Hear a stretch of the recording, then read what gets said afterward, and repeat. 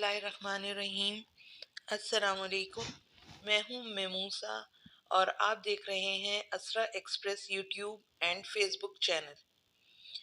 تو آج جو ہم آپ کو کہانی سنانے آئے ہیں اس کا نام ہے نمرود کی آگ، اور یہ حضرت ابراہیم علیہ السلام کی جوانی کا قصہ ہے۔ تو ہوتا کچھ یوں ہے کہ بہت عرصہ پہلے کی بات ہے کہ کنعان نامی ایک شہر میں حضرت ابراہیم علیہ السلام اپنا لڑکپن گزار رہے تھے۔ اللہ نے انہیں بڑی دانش سے نوازا تھا اور ان کے دل کو ایمان کے نور سے بھر دیا تھا۔ کنعان کے لوگ بتوں کی پرستش کیا کرتے تھے۔ وہ ایک سچے خدا کی بجائے کئی دیوتاؤں کے آگے سجدہ کیا کرتے تھے۔ حضرت ابراہیم علیہ السلام انہیں لکڑی اور پتھر کے بنے ہوئے ان دیوتاؤں کی عبادت کرنے سے روکتے رہتے۔ وہ سوچتے کہ یہ بے جان بت جو اپنے چہروں پر بیٹھی مکھی تک نہیں اڑا سکتے، موت اور زندگی دینے والے کیسے ہو سکتے ہیں؟ لوگوں کی ضرورتیں اور خواہشیں کیسے پوری کر سکتے ہیں؟ آپ کے خاندان کے سربراہ کا نام آزر تھا، جو نہ صرف بتوں کا پجاری تھا بلکہ دوسروں کی پوجا کے لیے بت بھی بنایا کرتا تھا۔ کنعان کے لوگ قدرتی مظاہر یعنی سورج، چاند اور ستاروں کی بھی عبادت کیا کرتے تھے۔ کئی سال گزر گئے اور حضرت ابراہیم علیہ السلام اب ایک توانا نوجوان بن چکے تھے۔ بتوں کی پوجا سے ان کی نفرت میں اور بھی اضافہ ہو گیا تھا۔ انہیں احساس ہو گیا تھا کہ اگر بت، چاند، سورج اور ستاروں سے بڑھ کر کوئی اور طاقت بھی اس دنیا میں موجود ہے جو ہر فرد اور ہر شے سے طاقتور اور بالا تر ہے اور انسان کے دائمی احترام اور عقیدت کے لائق ہے، اس قوت کا نام اللہ تعالیٰ ہے، سب سے طاقتور، سب سے زیادہ مہربان اور آسمانوں اور زمینوں کا مالک۔ ایک بار قدرتی مظاہر کی عبادت کرنے والے لوگ حضرت ابراہیم علیہ السلام سے بحث کرنے لگے۔ آپ نے کہا کہ ستارے اور چاند دن کے وقت غائب ہو جاتے ہیں اور جب رات ہوتی ہے تو سورج غروب ہو جاتا ہے۔ اگر ایسی چیزیں ایک مستقل حالت میں خود نہیں رہ سکتی تو پھر یہ ہماری عقیدت کی مستحق کیسے ہو سکتی ہیں؟ آپ نے انہیں بتایا کہ یہ چیزیں معبود نہیں ہیں بلکہ یہ خدائے واحد و برتر کی نشانیاں ہیں جو پوری کائنات کا مالک ہے۔ اسی طرح آپ نے بتوں کی پوجا کرنے والوں سے بحث کی اور انہیں بتایا کہ یہ بے جان شبیہیں اور مورتیاں کسی کو نقصان یا فائدہ نہیں پہنچا سکتی۔ پھر بھی لوگوں نے آپ کے دلائل پر کان نہ دھرے اور آپ کی بات ماننے سے انکار کر دیا۔ اپنا موقف ثابت کرنے کے لیے حضرت ابراہیم علیہ السلام نے ایک مضبوط منصوبہ بنایا۔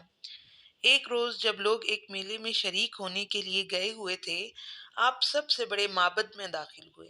ہاں جی جناب، تو معبد کا مطلب تو آپ سب کو معلوم ہوگا، یعنی معبد ہے عبادت سے، عبادت کرنے کی جگہ پر داخل ہوئے اور اپنے کلہاڑے سے سارے بتوں کو توڑ ڈالا۔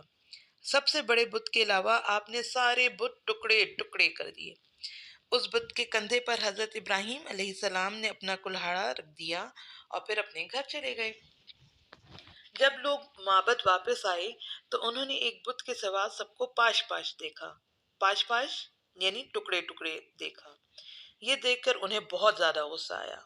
آپس میں مختصر سی گفتگو کے بعد وہ اس نتیجے پر پہنچ گئے کہ صرف حضرت ابراہیم علیہ السلام ہی ایسا کام کر سکتے ہیں، کیونکہ وہ ہمیشہ بتوں اور قدرتی مظاہر کی عبادت کی مخالفت کیا کرتے تھے۔ انہوں نے حضرت ابراہیم علیہ السلام کو بلوا لیا۔ جب آپ پہنچے تو انہوں نے آپ سے اس واقعے کے بارے میں دریافت کیا۔ حضرت ابراہیم علیہ السلام نے کہا کہ انہیں باقی بچ رہنے والے بت سے سوال پوچھنا چاہیے، مجھ سے پوچھ کر کیا کریں گے؟ کلہاڑا اس کے کندھے پر ہے اور یقیناً باقی بتوں کو اسی نے توڑا ہے۔ لوگوں نے کہا کہ بت اپنی جگہ سے تو ذرا سی جنبش بھی نہیں کر سکتا، جنبش یعنی ہل بھی نہیں سکتا، لہٰذا ایسا کوئی کام اس کے بس سے باہر ہے۔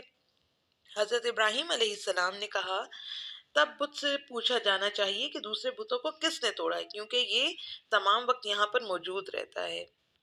جو کچھ بھی ہوا ہے اسی کی آنکھوں کے سامنے ہوا ہے۔ اس پر لوگوں نے جواب دیا کہ کوئی بت تو بول بھی نہیں سکتا، سن نہیں دیکھ سکتا، اپنی جگہ سے ہل نہیں سکتا، تو وہ ان سب کاموں کا ذمہ دار کیسے ہو سکتا ہے؟ اس پر حضرت ابراہیم علیہ السلام نے کہا تو پھر تم کس ایسی چیز کی عبادت کیوں کر رہے ہو جو نہ حرکت کر سکتی ہے، نہ سن سکتی ہے، نہ ہی بول سکتی ہے اور نہ ہی دیکھ سکتی ہے؟ تم ایسی چیز کی عبادت کیوں کرتے ہو جو اپنی حفاظت بھی نہیں کر سکتی؟ کیسے کسی نے آ کے انہیں توڑ دیا اور انہوں نے اپنے آپ کو بچایا بھی نہیں؟ تم کیسے توقع کر سکتے ہو کہ یہ تمہیں نقصان پہنچانے سے محفوظ رکھیں گے یا تمہیں کوئی فائدہ بھی پہنچا دیں گے؟ آپ کے جوابات سے ثابت ہو گیا تھا کہ واقعی آپ ہی بتوں کی توڑ پھوڑ کے ذمہ دار ہیں۔ آپ کو گرفتار کر لیا گیا اور شہر کے حکمران کے سامنے پیش کر دیا گیا۔ اس وقت حکمران جو تھا وہ نمرود تھا۔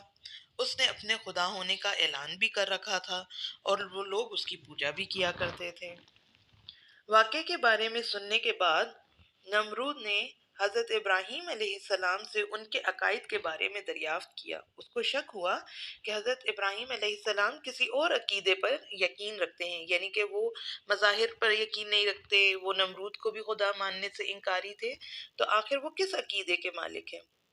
حضرت ابراہیم علیہ السلام نے اس سے کہا کہ میں ایک اللہ پر ایمان رکھتا ہوں جو ہر طرح کی زندگی عطا کرتا ہے، وہ ہر ایک کو موت دینے والا ہے۔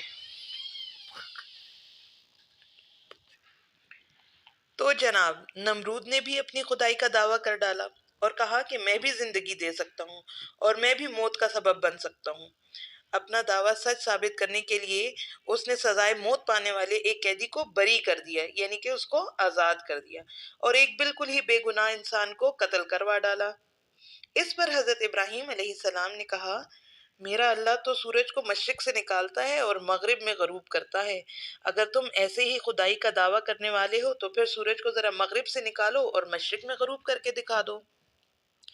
آپ کے جواب نے تو نمرود کو جناب لاجواب ہی کر دیا۔ وہ بے حد شرمندہ بھی ہوا اور اسے طیش بھی آیا۔ طیش معنی غصہ آیا اسے۔ غیظ کے عالم میں اس نے حکم دیا کہ حضرت ابراہیم علیہ السلام کو زندہ جلا دیا جائے۔ کئی روز تک جلانے کے لیے لکڑیاں کھٹی کی جاتی رہیں اور پھر ایک بہت بڑا الاؤ تیار کیا گیا۔ اس آگ کی تپش اتنی زیادہ تھی کہ کوئی اس کے نزدیک بھی نہیں جا سکتا تھا۔ حضرت ابراہیم علیہ السلام کو پتھر پھینکنے والی منجنیق میں رکھ کر دور سے آگ میں پھینک، اللہ کی رحمت سے آگ ٹھنڈی ہو گئی اور حضرت ابراہیم علیہ السلام کو کوئی نقصان نہ پہنچا۔ کچھ وقت آگ میں گزارنے کے بعد آپ خود ہی باہر نکل آئے۔ آپ کے ایک بال تک کو آگ نے نہیں چھوا تھا۔